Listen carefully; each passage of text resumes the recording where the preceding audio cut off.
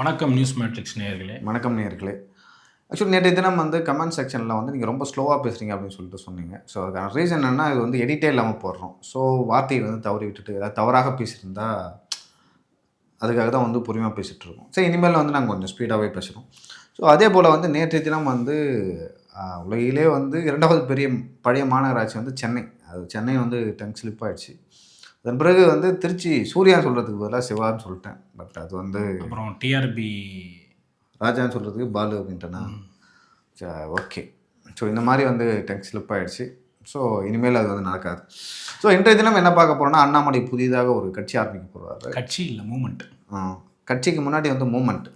So அந்த moment நீ சொல்லு, என்ன பேசினார்?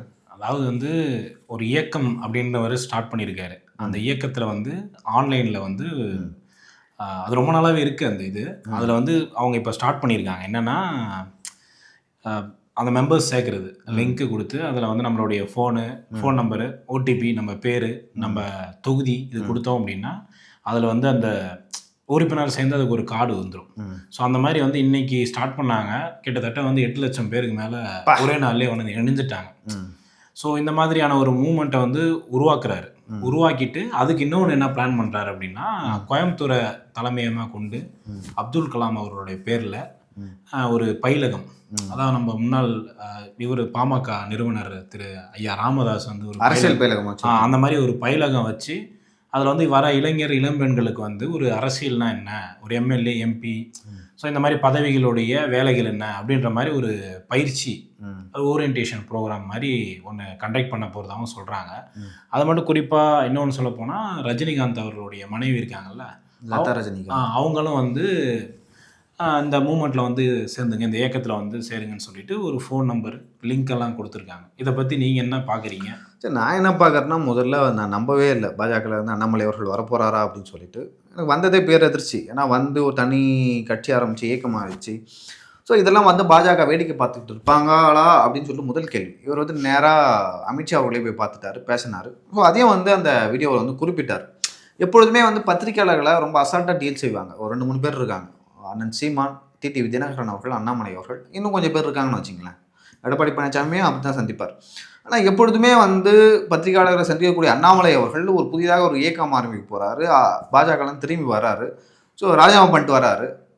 அப்படிப்பட்டவர் ஏன் பத்திரிகையாளர்களை சந்திக்கலன்றதே வந்து ஒரு $1000 கொஷினாகவே இருக்குது. அதே போல் இன்னொரு இதுன்னு சொல்லியிருக்காரு, நம்மளுடைய இயக்கம் அது அரசியல் கட்சி ஆக போகுது. நான் எப்படி வந்து திமுக, அதிமுக வந்து இவ்வளோ நாள் எதிர்த்துட்டு இருந்தானோ அதே போல் வந்து பாஜகவையும் எதிர்ப்பேன். சூப்பர் அப்படின்னு சொல்லியிருக்காரு. சரிண்ணா, அதான் ஏன் பத்திரிகையாளரை சந்திக்கலை அப்படின்ற முதல் கேள்வி. ஏன்னா பத்திரிகையாளரை சந்திச்சிங்கன்னா பல்வேறு கேள்விகளை கேட்பாங்க. ஸோ சில கேள்விகளுக்கு வந்து பதில் சொல்ல முடியாது. ஏன்னா அவர் பேசும்போதே ஒரு விஷயம் சொன்னார். அங்கே வந்து நிரந்தர எம்எல்ஏ, நிரந்தர எம்பி, நிரந்தர தலைவர்களே என் கட்சியில் இருக்க மாட்டாங்கன்னா, இப்போ நிரந்தரமாக நீங்கள் மட்டுமே இருப்பீங்களா அப்படின்னு சொல்லிட்டு ஒரு கேள்வி வருது. ஸோ அவர் ஒரு வேளை வந்து பத்திரிகையாளர் சந்திப்பு நடத்திருந்தாங்கன்னா அந்த கேள்வி கேட்கலாம். இந்த ஆன்லைனில் வந்து வாக்காளர்களை சேர்ப்பது என்பது வந்து எப்பொழுதே இருக்குது. அது பாஜக தான் அந்த மிஸ்கால்லேருந்து ஆரம்பித்தாங்க. அப்புறம் ஆன்லைன்லையுமே ஆரம்பித்தாங்க. இல்லை, டிவிகேவும் விருப்பினர்கள் வந்து அப்படி தான் சேர்த்தாங்க. டிவிகே தான் வந்து அதை ட்ரெண்ட் பண்ணுது. ஓகேங்களா, அதை வந்து ஐடி கார்டு மாதிரி கொடுத்து ட்ரெண்ட் பண்ணி அதுதான் வந்து பேசுபொருளானது. அது தொடர்ச்சியாக தான் அண்ணாமலை அவர்கள் வந்து வராரு. ஸோ அண்ணாமலை அவர்கள், நான் பேசின ஒரு சோர்ஸ் என்ன சொன்னாங்கன்னா, அண்ணாமலை அவர்கள் பாஜகவையும் விமர்சிப்பார், தமிழ்நாடு பாஜக அவர் விமர்சனம் செய்வார், டெல்லி இருக்கிற பாஜக தலைவர்களை தொட்டு கூட பார்க்க மாட்டார். ஸோ திட்டங்கள் வாரியாக இஷ்யூ பேஸ்டாக வந்து விமர்சனம் செய்வார். ஆனால் தலைவர்களையும் அதே போல் மத்தியில் இருக்கிற RS பிஜேபி அந்த தலைவர்களும் வந்து கொஞ்சம் கூட தொட்டு கூட பார்க்க மாட்டார் அப்படின்னு சொல்லிட்டு சொல்கிறாங்க. இவர் அமித்ஷா அவர்களை பார்த்ததும் வந்து இதுதான் கோரிக்கையாக வச்சுருப்பாரு அப்படின்னு நினைக்கிறேன். அமித்ஷா அவர்கள் வந்து நேரம் கொடுத்தாரு. அது வந்து ஒரு புறம் இருந்தாலும் அமித்ஷா கிட்ட என்ன பேசியிருப்பார், ஏன் நீங்கள் போகிறீங்க அப்படின்னு சொல்லி கேள்வி கேட்டிருப்பாங்க. ஸோ டெல்லியில் இருக்கிற பாஜக தலைவர்கள் நினைப்பாங்க, சரி, ஏன்னா அது வந்து ஒரு தலைவரை சார்ந்த கட்சி இல்லை, சித்தாந்தம் சார்ந்த கட்சி பாஜக. அப்படி இருக்கும்போது சரி அண்ணாமலை போகிறீங்களா, போயிட்டு வாங்க அப்படின்னு சொல்லிட்டு இருக்காங்க. வி த பீப்புளா, வி த லீடர் அப்படின்னு சொல்லிட்டு ஒரு இயக்கத்தை வந்து ஆரம்பிச்சிருக்காங்க. ஸோ இதோட நோக்கம் என்ன அப்படின்னு சொல்லிட்டு எனக்கு வந்து இன்றைக்கி வரைக்குமே தெரியல. சித்தாந்தம் என்னன்னு தெரியல. அதே போல் எதை பேஸ் பண்ணி வந்து இந்த இயக்கத்தை ஆரம்பிக்கிறாரு, யார் ஃபன் பண்ணுறாங்க அப்படின்னு சொல்லிட்டு நிறைய பேர் கேட்குறாங்க. ஆனால் ரஜினியே வந்து இதுக்கு பின்னாடி வந்து ஃபன் பண்ணுறாரு அப்படின்னு சொல்லிட்டு என்கிட்ட பேசின சில பேர் சொன்னாங்க. அதுக்கு நீ சொன்னது மாதிரி ரஜினி அவர்களோட மனைவி திருமதி லதா ரஜினிகாந்த் அவர்கள் வந்து இன்றைக்கி வந்து சொல்லியிருந்தாங்க, இந்த இயக்கத்தில் வந்து ஜாயின் பண்ணிங்க. அவங்களுக்குலாம் என்னென்னா வயசே சின்ன பையன் இப்போ கட்சி ஆரம்பிச்சு சிஎம் ஆகிட்டான். எங்கள் வீட்டுக்கார் வந்து அப்போ இருந்தே இருக்கிறார். 96லேயே வந்து செல்வி ஜெயலலிதாவுக்கு குரல் கொடுத்தாரு. 2001 இருந்தாருன்னா 200 தொகுதியில் அடிச்சிருப்பாரு. அந்த பஸ் தான் மிஸ் பண்ணிட்டார்ல அவர். அது ட்ரெயினை மிஸ் பண்ணிட்டாரு. பஸ்ஸை கூட ஓடி போய் நிறுத்திடலாம், ட்ரெயின் நிறுத்த முடியாதுல்ல. சரி, அந்த ட்ரெயினை வந்து மிஸ் பண்ணிட்டாரு ரஜினிகாந்த் அவர்கள். சரி, நம்ம அண்ணாமலையை ப்ரொஜெக்ட் பண்ணி அவருக்கு ஃபன் பண்ணி அண்ணாமலையை சிஎம் ஆக்கிடலாம் அப்படின்னு சொல்லிட்டு ரஜினி தரப்பு நினைக்கிறாங்களோ என்னவோன்னு தெரியல. அவருக்கு ஃபன் பண்ண போகிறாங்க. எனக்கு தெரிஞ்சு இப்போ வந்து அண்ணாமலை அவர்கள் வந்து அந்த கட்சி அந்த ஃபார்ம்லேயே போட்டிருப்பார், மாற்றத்தை நோக்கி. அதாவது வந்து மாற்றம், அதாவது என்னன்னா இப்போ வந்திருக்கிற நாமே மாற்று, நாம் தமிழரே மாற்று, அதுக்கப்புறம் வந்து தாவேக ஒரு மாற்று, அண்ணாமலை ஒரு மாற்று, யாருமே நிரந்தரம் இல்லை, எல்லாம் மாற்றி மாற்றி மாற்று சக்திகள். அதாவது இவங்களுடைய இப்போ அந்த அண்ணாமலையா இல்லை வந்து யார் அந்த அஜெண்டாவை கொண்டு வராங்கன்றது தெரியல. எப்படி இருக்குன்னா இளைஞர்களை மையப்படுத்தி ஒரு அரசியல் சூழல், அதான் நீங்கள் சொன்னீங்கல்ல முன்ன, நீங்கள் அடிக்கடி சொல்லிட்டு இல்லை இருக்கீங்க நீங்கள் மாதிரி. சரி, இளைஞர்களை மையப்படுத்தி தான் வந்து அரசியல் கட்சி ஆரம்பிக்கிறாங்க. உங்களுக்கு தெரியும் அந்த காக்ரோச் ஜனதா பார்ட்டி, அதெல்லாம் வந்து ஒரு நீதிபதிகள் வந்து விமர்சனம் செஞ்சாங்க. கரையன்கள் அந்த மாதிரி வந்து அவர் விமர்சனம் செஞ்சதா அது பேரில் வந்து ஒரு கட்சி ஆரம்பிச்சாங்க, பேஜ் ஒன்று ஓப்பன் பண்ணாங்க. பட் அதுவும் ரீச் ஆயிடுச்சு. அதை பார்த்து பயப்படுறாங்கல்ல மத்திய அரசு. ஓகே, அப்போ இளைஞர்கள் வந்து சோஷியல் மீடியாவை வந்து நிறைய வந்து யூஸ் பண்ணுறாங்க, இதில் வந்து கருத்துக்களை வந்து அவங்க வந்து பகிர்றாங்க, எடுத்துக்கிறாங்க அப்படின்னு சொல்லிட்டு இங்கே இருக்கிற அரசியல் தலைவர்களே வந்து பயப்படுறாங்க. அப்போ இங்கே இருக்கிற இளைஞர்களை வந்து எப்படி நம்ம வந்து அப்சர்வ் பண்ணுறது, லைக் கரெக்ட் பண்ணுறது, எப்படி இருக்கிறது அப்படின்னு சொல்லிட்டு பார்க்குறாங்க.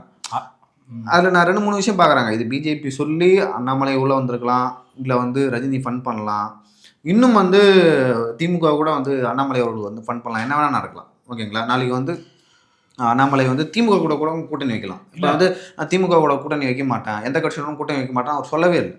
இல்லை, கூட்டணி அமைப்பார். இதில் நீங்கள் என்ன ஒன்று புரிஞ்சுக்கணுன்னா, அவர் ஆல்ரெடி வந்து இந்த தலைவர் பதவியிலிருந்து அவரை நீக்கினதுலேருந்து பாஜக தலைமையில அவர் வந்து அதிருப்தியிலே இருந்திருக்காரு, மன உளைச்சல் இருந்திருக்காரு. அது தேர்தல் முடிவுகள்லையும் அவர் சரியான பெர்ஃபார்மன்ஸும் பண்ணலை. ஒருவேளை அவர் வந்து அப்பயே முடிவு பண்ணிட்டாரு போல இருக்கு. நம்ம அவர் வந்து அந்த ஐபிஎஸ் வேலையை விட்டுட்டு வெளில வரும்போது அவர் ஒரு இயக்கத்தை ஸ்டார்ட் பண்ணணுன்ற ஒரு ஐடியால தான் வந்து. ஆமாம், அப்படிதான் சொன்னாங்க தொடக்கத்தில். அவரும் அப்படிதான் வந்து பேட்டிகளும் கொடுத்தாரு. ஆனால் அவரே இப்போ சொல்றாரு, ரஜினியே வந்து என்னை இன்வைட் பண்ணாரு, நான் அப்போ போல ஒரு கட்சி அப்படின்னு சொல்லிட்டு சொன்னார். ஆனால் ரஜினிக்கு யார் பேக்கப்பாக இருந்தாங்கன்னா பாஜக அரசு தான் இருந்தாங்க. ஓகேங்களா, இப்பயும் வந்து ரஜினி தான் பேக்கப்பாக இருக்கார். இப்போ ரஜினிக்கு பேக்கப்பாக யார் இருப்பாங்க? நாளைக்கு வந்து இந்த ரஜினி வந்து இயக்கத்தில் சேருவாரா, ரஜினி அவர்கள் வந்து கட்சியில் சேருவாரா, இல்லை இந்த கட்சிக்கு குரல் கொடுப்பாரா, இல்லை அந்த இயக்கத்துக்கு குரல் கொடுப்பாரா அப்படின்னு சொல்லிட்டு பல கேள்விகள் இருக்குது. இது எதுக்குமே வந்து பதில் சொல்லவே இல்லை அண்ணாமலை. ஸோ இந்த மாதிரி வந்து கேள்வி கேட்பாங்க செய்தியாளர்களை சந்திச்சா அப்படின்னு சொல்லிட்டு தான் அவர் அவாய்ட் பண்ணிட்டார் அப்படின்னு நான் நினைக்கிறேன். இப்போது இன்னொரு கேள்வி எழுது, இது ஒரு இயக்கம் மூமெண்ட்டு அப்படின்னா பார்த்தீங்கன்னா தேர்தலுக்கு சந்திக்காமல் மக்களுக்கு ஏதாவது ஒரு பிரச்சனை இல்லை ஒரு போராட்டக்களம், நிறைய இயக்கங்கள் ஆக்டிவிஸ்ட், அந்த மக்கள் அதிகாரம் அப்படி போன்ற இயக்கங்கள் நிறைய இருக்குது, நம்மளுக்கு தெரியல. அறப்போர் இயக்கம் அவங்களுடைய வேலை என்ன, ஒரு சித்தாந்தம், ஏதாவது ஒரு விஷயத்த வந்து இப்போ அறப்போர் இயக்கம்னா அந்த ஊழலை வெளிக்கொண்டு வருவாங்க, அந்த மாதிரி. இப்போ இவரோட பணி வந்து என்னவா இருக்கும்? இப்போ ஒரு வருஷம் 2 வருஷம் என்னன்னு பி த லீடர் அப்படின்னு சொல்லிட்டு சொல்கிறாரு. அந்த இயக்கத்தோட நோக்கம் என்ன, அந்த இயக்கம் எதை நோக்கி செயல்படுறது, அவங்களோட டார்கெட் ஆடியன்ஸ் யார், அதே போல் இப்போ விஜய் அவர்களுக்கு இருந்த மாதிரி இளைஞர்களோட சப்போர்ட் வந்து அண்ணாமலைக்கு இருக்குன்னா ஓரளவு இருக்குது. ஓகேங்களா, அந்த அளவுக்கு விஜய் அவர்களுக்கு இருந்த அளவுக்கு இல்லை, ஆனால் அண்ணாமலைக்கு ஓரளவு இருக்குன்னு வச்சிங்களேன். அப்படி இருக்கும்போது பெண்களோட சப்போர்ட் அண்ணாமலைக்கு அவர்களுக்கு இருக்கா அப்படின்னு கேட்டிங்கன்னா இல்லை. பெண்களுக்காக சாட்டையெல்லாம் அடிச்சுக்கிட்டாருல்ல, வேற அது ரொம்ப சென்சிட்டிவான விஷயம், அதெல்லாம் பற்றி பேசுகிறேன். சரி, ஆக்சுவலாக அது சென்சிட்டிவான இஷ்யூ. அந்த இஷ்யூவில் வந்து இவர் சரியாக வந்து பர்ஃபார்ம் பண்ணல. இவர் வந்து திமுக எடுத்து கேள்வி கேட்டிருக்கணும். ஓகேங்களா, ஒரு ஐபிஎஸ் ஆஃபீஸர் ஒரு விசாரணை எப்படி நடக்கணும் அப்படின்னு சொல்லி பேசியிருக்கணும். அதை விட்டுட்டு வந்து ஒரு சாட்டை அடிச்சாரு, அது பெரிய மோசமாச்சு. அவரோட பேர் ரொம்ப டேமேஜ் ஆனது அந்த இஷ்யூல. ஆமாம், நான் படித்தவர் இந்த மாதிரி பண்ணலாமா அப்படின்ற மாதிரி செருப்பு போடாமல் வந்து சாட்டையால் அடிச்சுக்கிட்டாரு. இன்னொன்று சொன்னார்ல, திமுக ஆட்சியிலேருந்து இறக்குற வரைக்கும் செருப்பு போட மாட்டேன் அப்படின்னு. இல்லை, தேர்தலுக்கு முன்னாடி ஒரு 6 மாதத்துக்கு முன்னாடி சொல்ல வேண்டியதுதான். அவர் வந்து அரசியல்வாதிகள் வந்து அந்த மாதிரி பேசுவாங்க. இவர் வந்து அரசியல்வாதியாக ஆசைப்படுறாரு, அந்த ரொம்ப அதிகமாக பேசினார். இப்போ பாஜகவில் வெளில வந்துட்டார். ஸோ அப்போ தமிழக பாஜகவையும் விமர்சனம் பண்ணுவார் அப்படின்னு சொல்லிட்டு சொல்கிறாங்க. சரி, இவரோட இப்போ வராரு, அண்ணாமலை வராருன்னு வச்சிங்களேன், கொங்கை பேஸ் பண்ணி தான் அவர் வந்து அந்த இயக்கத்தையே ஸ்டார்ட் பண்ணுறாரு. அதான் கோயம்புத்தூரில் தான் அந்த அவருடைய பயிலகமும் வைக்கிறார், இளைஞர்களுக்கான அந்த அரசியல் பயிலகமும் அங்கே தான் வைக்கிறாரு. சரி, வைக்கிறாங்க. யாருக்கு வந்து பெரிய நஷ்டமாகும், யாருக்கு பெரிய தாக்கத்தை வந்து கொடுக்கும்? இது வரைக்கும் எனக்கு தாக்கம்னா தமிழக பாஜகவுக்கு ஒரு தாக்கமாக இருக்கலாம். ஏன்னா நிறைய பேர் அண்ணாமலை ஃபாலோவர்ஸ் தான். எனக்கு தெரிஞ்ச ஒரு 50க்கு மேலே இருக்குமா பாஜகவில் அண்ணாமலை சப்போர்ட்டர்ஸ்? எனக்கு தெரியல அவர் அண்ணாமலைக்குன்னு ஒரு நிறைய பேர் அவரை பார்த்து நிறைய பேர் கட்சிக்குள்ளே வந்தாங்க. அது எந்த மோட்டிவில் வந்தாங்கன்னு தெரியல. கண்டிப்பாக வந்து தாவேக்காவோட வெற்றி இப்போது லைனாக திமுகவை பாதித்தது, அதிமுகவை பாதித்தது, நிறைய கட்சிகளை பாதித்தது. கடைசியில் வந்து பாஜகவையும் ஓரளவுக்கு தாக்கம், இதோட தாக்கமாக தானே இருக்கும். நீங்கள் என்ன எப்படி பார்க்குறீங்க அதை? இப்போது அண்ணாமலை அவர்கள் வந்து ஏன் ஒரு இயக்கத்தை தோணணும், இளைஞர்களை மையப்படுத்தி ஏன் ஒரு இயக்கத்தை துவங்கணும்? பாஜகவுக்கு வந்து பாஜகவுக்கோ இல்லை வேற எந்த கட்சிக்கும் வந்து தாவேக்காவுக்கும் திமுகவுக்கும் இருக்கிற இளைஞர்கள் ஆதரவு வந்து எங்களுக்கு இல்லை அப்படின்னு சொல்லிட்டு நினைக்கிறேன். யார் நினைக்கிறேன்? அதிமுக நினைக்கலாம், அதே போல் திமுக நினைக்கலாம், பாஜகவும் நினைக்கலாம்.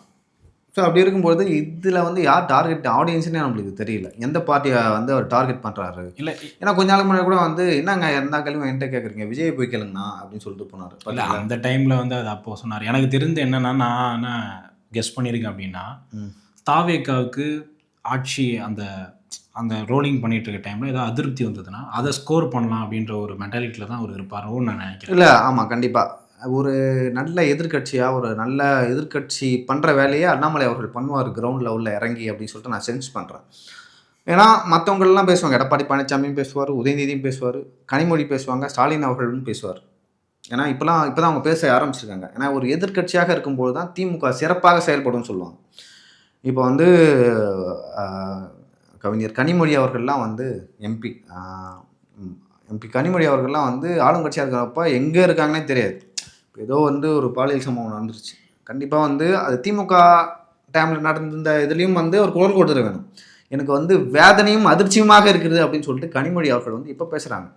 அவர்கள் எதிர்கட்சியாக இருக்கும்போது தான் வேதனை அதிர்ச்சிலாம் அவங்களுக்கு தெரியும். ஆளுங்கட்சியாக திமுக ஆட்சியில் இருக்கும்போது அவங்களுக்கு அந்த வேதனை, அதிர்ச்சி, கோபம், இந்த கருத்து சொல்கிறது எதுவுமே வராது. அப்போலாம் ஊமையாகிடுவாங்க. அந்த மதுவிலக்கு பிரச்சனை போராட்டங்களில் கூட அதிகமாக விதவை பெண்கள், இளம் விதவைகள் தமிழ்நாட்டில் தான் இருக்காங்க அப்படின்னு சொல்லிட்டு சொன்னாங்க. திமுக ஆட்சியில் விதவைகள்லாம் குறைஞ்சிட்டாங்க. ஆனால் ஒரே நாளில் அந்த கருணாபுரத்தில் என்ன தெரியல, எத்தனை பேர் வந்து இறந்தாங்க? கிட்டத்தட்ட ஒரு 70 பேர்கிட்ட இருந்தாங்க. அப்போல்லாம் வந்து அவங்களுக்கு வேதனை அடைய மாட்டாங்க, அதிர்ச்சி அடைய மாட்டாங்க, கோபம் வராது, சோகமாக மாட்டாங்க. ஸோ அப்போ வந்து யார் வந்து ரூலிங் பார்ட்டியாக இருக்காங்களோ இல்லை அவங்க எதிர்கட்சியாக இருக்கும்போது வந்து அந்த கோவம்லாம் வந்து ரொம்ப வெளிப்படும். எனக்கு தெரிஞ்சு 5 வருஷத்துக்கு வந்து ஒரே கோபமாக தான் இருப்பாங்க நினைக்கிறேன் திமுக வேறு எல்லாம். இப்போ நீ இப்படி பார்க்கணும், அண்ணாமலை அவர்கள் வந்து ஒரு போல்டாக பேசக்கூடியவர். இன்னொரு பக்கம் வந்து விஜய் அவர்கள் இருக்கார். அவரும் வந்து எனக்கு தெரிஞ்சு சட்டமன்றத்தில் அவர் பேசினதில்லை போல்டாக. அதே போல் வந்து யாராவது எழுதி கொடுத்தது பேசுகிறாரு, அவரும் ஓரளவு வந்து பதிலளிக்கிறான்னு வச்சிங்களேன். இப்போ அண்ணாமலை அவர்கள் வந்து ஒரு IPS ஆஃபீஸர், ஒரு சூப்பராக வந்து பேசுவார். அவரை வந்து எப்படி சமாளிக்க போகிறாங்க உதயநிதி அவர்களும் அதே போல் CM விஜய் அவர்களும்? அது என்னை பொறுத்த வரைக்கும் அங்கே அந்த ஸ்பேஸை தான் வந்து அண்ணாமலை அவர்கள் யூஸ் பண்ணுவாங்க. இல்லை இப்போ இன்னொரு தாட் எனக்குள்ளே வருது. தாட்டுன்னு இல்லை, என்னுடைய பர்சனல் ஒப்பீனியன் கூட எடுக்கலாம். இந்த தமிழ்நாடுடைய வந்து அந்த பொலிட்டிக்கல் டைமென்ஷனை இன்னமும் கொஞ்சம் மேபி சேஞ்ச் ஆகலாம்.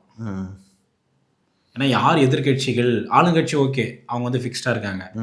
இன்னும் ஒரு 6 மாதம் இன்னும் 1 வருஷம் கழிச்சு எதிர்கட்சிகளுக்கு யார் எதிர்கட்சி அப்படின்றதே மக்கள் சிந்திக்கிற அளவுக்கு வந்துடும். அதாவது சட்டமன்றத்தில் இல்லை, எதிர்கட்சி அப்படின்னா ஆளுங்கட்சிக்கு எதிராக பேசுகிறவங்க வந்து யார் அப்படின்ற மாதிரியான ஒரு போட்டியே இந்த கட்சிகளுக்குள்ள நிலவுன்னு நான் நினைக்கிறேன். ஆமாம், யார் வந்து அந்த எதிர்கட்சிக்கான ஸ்பேஸை வந்து எடுக்கிறது. இப்போ விஜய் அவர்கள் நடுவில் வந்து எடுத்துகிட்டு போயிட்டார்ல.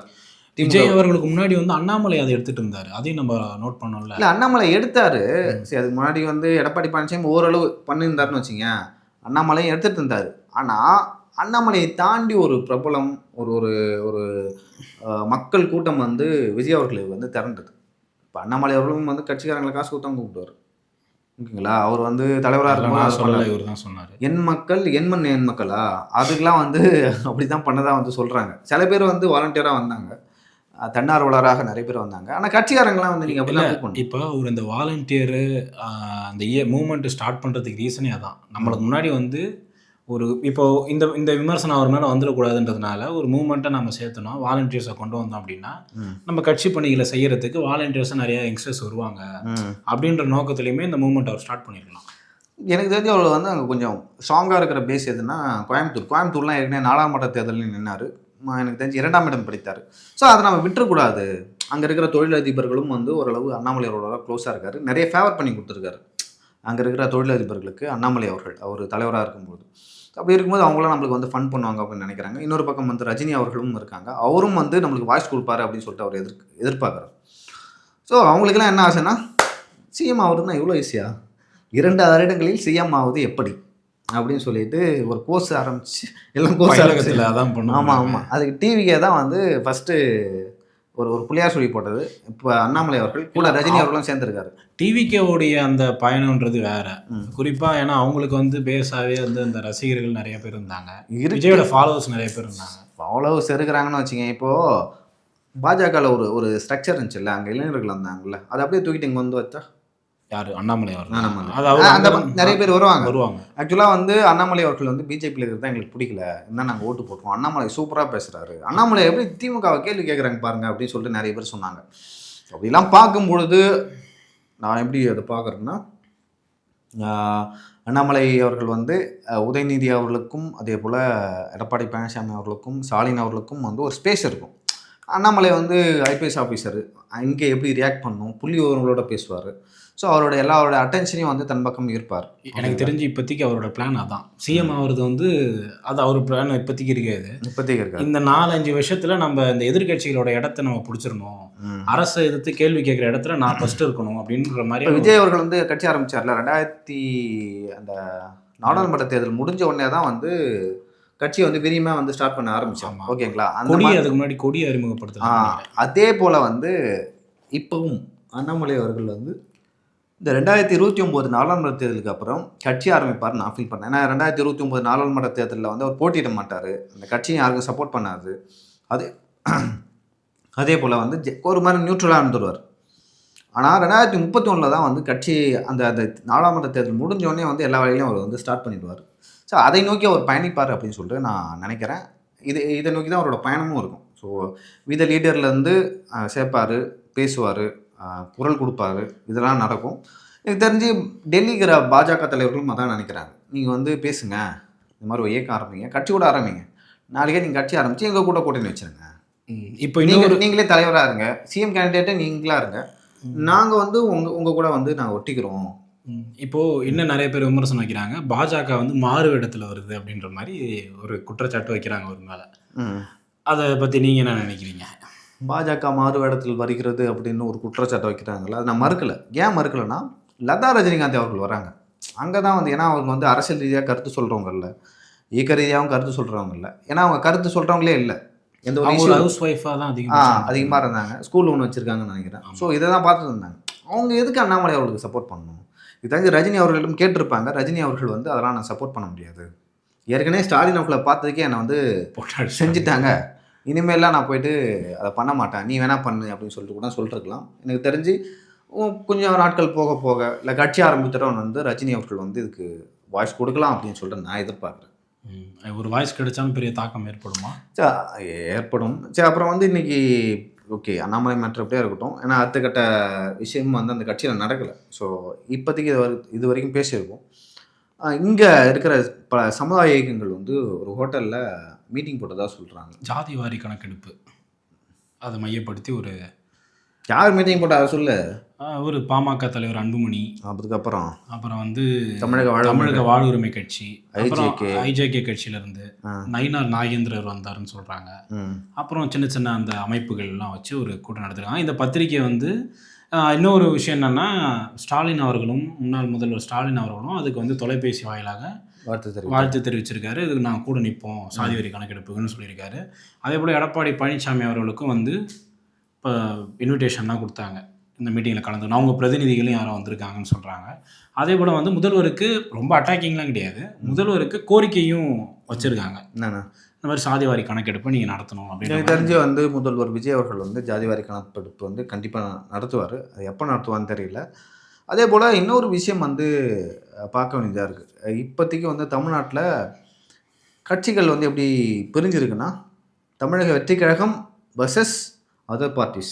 இப்போ கூட்டணியில் இருக்காங்கல்ல அவங்க தவிர்த்து, இப்போ காங்கிரஸ், தமிழக வெற்றி கழகம், அதே போல் விசிகா, கம்யூனிஸ்ட், இவங்க ஒரு பக்கம். கம்யூனிஸ்ட்னு சொல்லாதீங்க, ஏன்னா இன்னைக்கு வந்து கம்யூனிஸ்ட் இந்த தமிழ்நாடு சமூக நீதி முத்தரசனே வந்து பேட்டி கொடுத்துருக்காரு. நாங்கள் அந்த கூட்டணிலாம் இல்லை, நாங்கள் ஆதரவு தெரிவிச்சிருக்கோம், அமைச்சரவையிலும் இடம்பெறலை, நாங்கள் ஒரு மறு தேர்தலோ இல்லை இந்த மாதிரி தமிழக மக்களுக்கு திரும்பி ஒரு சுமையை கொடுக்கக்கூடாதுன்னு நாங்கள் ஆதரவு தெரிவிச்சிருக்கோம், நாங்கள் கூட்டணிலாம் கிடையாதுன்னு மூத்த தலைவர்களே சொல்லிட்டாங்க. இப்போ யார் கூட தான் கூட்டணி வைக்க போகிறீங்க நீங்கள்? அவங்க தேர்தலுக்கு பிறகு லாஜிக் அது உங்களுக்கு உங்களுக்கு இல்ல, ஆதரவு கூட்டணின்றதும் தேர்தலுக்கானது தானே. தேர்தலுக்கானது தான் கூட்டணி. கூட்டணி வந்து எப்போ வேணால் ஃபிக்ஸ் பண்ணுவாங்க. அது நம்ம தேர்தல் வரும்போது ஒரு மாதத்துக்கு முன்னாடி தான். இப்பயே நம்ம கூட்டணின்னு போயிடுச்சோன்னா ஒரு சில டைமில் வந்து அரசு வந்து ஏதாவது ஒரு செயல் திட்டங்கள் வந்து ஏதாவது எதிராக இருந்தது அப்படின்னா அதுக்கு குரல் கொடுக்கறது யாராக இருக்க முடியும்? கண்டிப்பாக கம்யூனிஸ்ட் வந்து அந்த மாதிரியான ஒரு இடம் கொடுக்க மாட்டாங்க. தேர்தலுக்கு முன்னாடி வேணால் தாவைக்க கூடயோ இல்லை மற்ற கட்சி கூடயோ கூட்டணி பேசுவாங்க. அது தெளிவாக அவங்க நிறைய பேரை சொல்லிட்டாங்க. நாங்கள் இன்னும் அந்த தலைவர்களே சொல்லிட்டாங்க, நாங்கள் எந்த கூட்டணிலையும் கிடையாது, ஆதரவு தெரிவிச்சிருக்கோம் அரசுக்கு, அவ்வளோதான். வெளியிலேருந்து ஆதரவு தெரிவிச்சிருக்கோம். அது நீங்கள் அஃபிஷியலாக நீங்கள் இன்னைக்கு இவர் இப்போ எம்பி ஆயிருக்கார் இல்லையா, அவர் பேர் என்னது, பிரவீன் சக்கரவர்த்தி. அவர் வந்து அந்த கட்சிகளெல்லாம் கூட்டணி போட்டிருந்தார். டிவிகே, காங்கிரஸ், சமூக நீதி அப்படின்னு ஒரு புதுசாக சமூக நீதி கூட்டணி அப்படின்னு போட்டிருந்தார். ஆமாம், அப்படி போட்டுக்கிட்டு அவர் போட்டிருந்தாரு. ஸோ அந்த விஷயத்துல தான் அதுக்கே வந்து சண்முகம் அவர்கள் வந்து அதிக பிரசங்கித்தனமாக வந்து செயல்படுகிறார். அவங்க விரும்பல அதை. தேர்தலுக்கான கூட்டணியில் தேர்தல் டைமில் பேசிக்கலாம். இது வந்து இப்போ ஆட்சி நடந்துட்டு இருக்கு, இப்போ தேர்தல் இல்லைல்ல. உங்களுக்கு ஆதரவு கொடுக்குறேன்பா, அவ்வளோதான். அவ்வளோதான் சொல்லிருக்காங்க. சரி, நீங்கள் சொல்லுங்கள். சரி, இல்லை பேசிட்டோம். ஸோ இன்னைக்கு வந்து இதை பேசியிருக்கோம். நாளைக்கு வந்து இன்னும் பல்வேறு விஷயங்களை பேசலாம். பை.